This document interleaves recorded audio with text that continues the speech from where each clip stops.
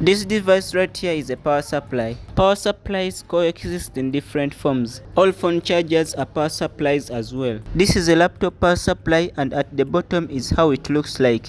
TVs, fridges, washing machines, bulbs and some bombs all use power supplies. That's why I told you a phone charger is also a power supply.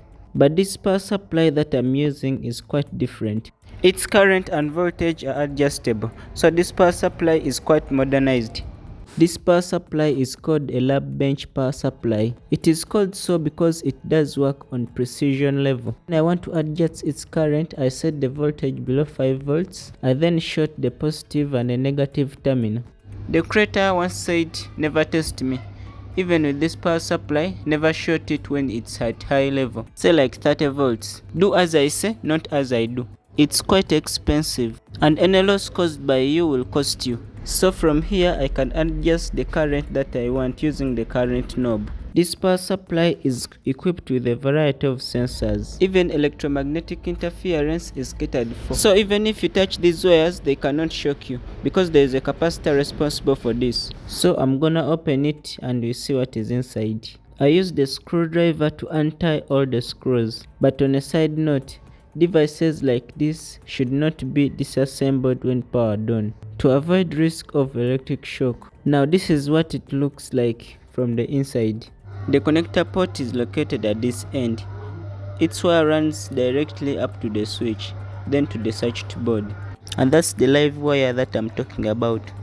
And here the 220 volts AC reaches the filter stage. The filter stage is composed of these capacitors, a choke, and these high voltage ceramic capacitors. From here the voltage is rectified. In the process of rectification it is increased, and then its frequency is also increased from like 50 Hz to 20 kHz. A laptop power supply also uses the same principle as a lab bench power supply. The components are quite similar, only that for it is not so sophisticated like a lab bench power supply. It has a choke for filtration purposes just like the lab bench power supply. It has these big capacitors which store the rectified voltage. They both also have a transformer. These are their outputs respectively. It took some great work to make this beautiful engineering model.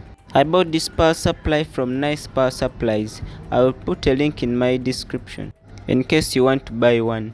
But this video is not sponsored by them. So I placed back the top part of the power supply in order to close it. The top part is purely metallic. This is to ensure that heat is dissipated effectively. Now this is the schematic of the power supply if you want to internalize more. This circuit diagram has a lot of comparators for precision calculations. Apart from that, it also has a lot of logic outputs and feedback. I couldn't follow up and explain this schematic well because some electrical components like the ICs, transistors were not clear. This diagram shows a simple principle how a power supply works. The first graph shows a sine wave. I measured it from the mains power supply and from my portable power station, and it looks exactly like a sine wave. That was the input stage. The 220 voltage enters the circuit as a sine wave. It is then rectified and shows on the positive side of the graph, but is not a straight line. During this process, the voltage is passed through an oscillation circuit and the frequency is increased. In most today's circuits, the frequency is increased to 40 kHz. At this point we have high voltage and high frequency. The voltage is then passed through a transformer. The transformer has more primary winding than the secondary windings. So at this stage the voltage is stepped down. The stepped down voltage from the transformer is then rectified with a single diode.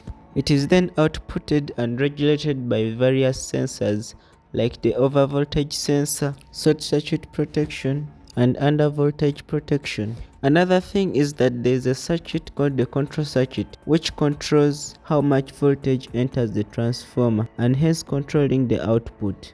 This circuit works by sending a PWM signal to the oscillation circuit. It does so by adjusting the duty cycle of the signal entering the oscillation circuit. High frequency means more power is entering and going out from the transformer. My lab bench power supply is quite an important device because it has very many uses. One of them is that I can use it to power my portable power station because my charger which I bought with my power station had got a problem.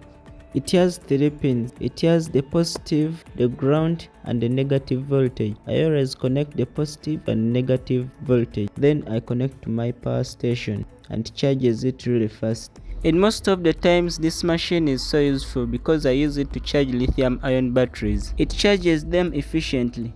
This display helps me to monitor the voltage, current and power entering the battery. Due to these important features, I can charge my batteries efficiently without exploding. This power supply that I'm using is a 300 watts and it does a variety of tasks. If you like this video or learned something new, don't forget to like, share and subscribe. Also don't forget to hit the notification bell so that you don't miss out whenever I upload a new video. Thank you.